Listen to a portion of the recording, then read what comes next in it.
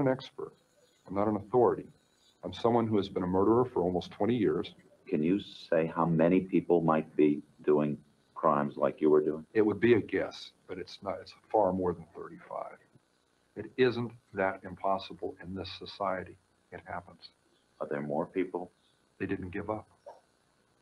How many? She didn't give up. I did. I came in out of the cold. And what I'm saying is there are some people who prefer it in the cold. Good people see. A nice guy. Did you like Kemper? I like Kemper.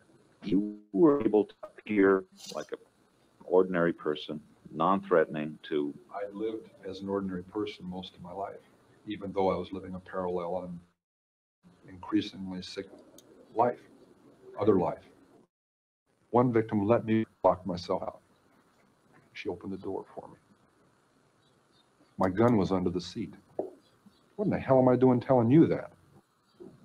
Am I looking, am I a masochist? Am I looking to be tormented further? I'm trying to show you just how awful this got, how commanding these rages got. I was raging inside. There was just incredible energies, positive and negative.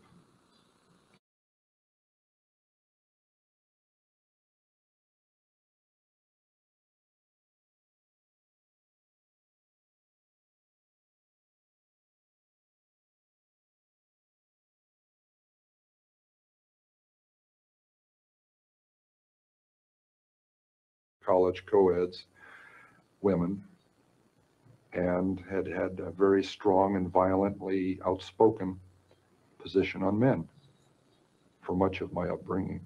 My mother was a sick, angry, hungry, and very sad woman. I hated her. But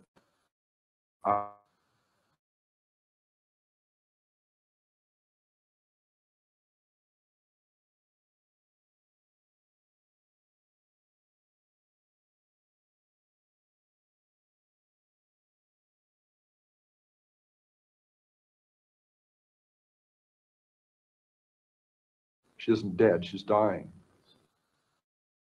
And I thought, I just looked the car keys because I can't find them in my pocket. Oh my God, I locked them in the trunk.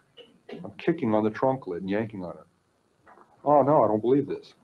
I started to run and I tripped over the gun that I'd had in my pants that I had totally forgotten was there. I stopped, I said, stop and think. I collected my wits. Check all your pockets. I picked the gun up, I stuck it back in my pants, now remembering I had one. I could put it on an incident. I mean, my father chopping the heads off of our 2 pet chickens and my mother insisting that I eat them for dinner. You know, we could say it was something that simple. I don't think it was.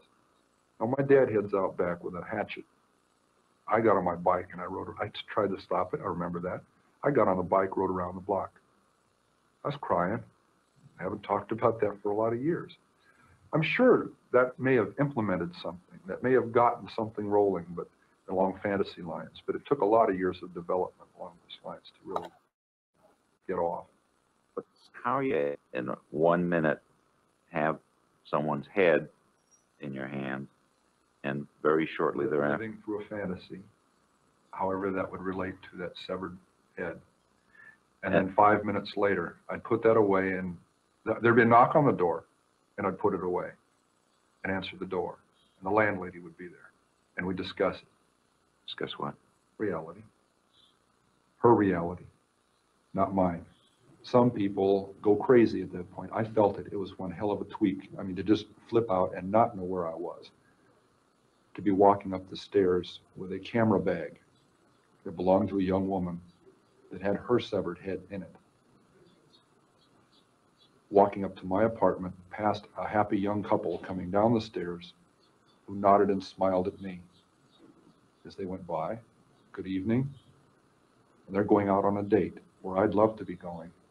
And I'm aware of both of these realities, and the distance between those two is so dramatic, so amazing, so violent, that really, I could feel the wheels squeaking inside.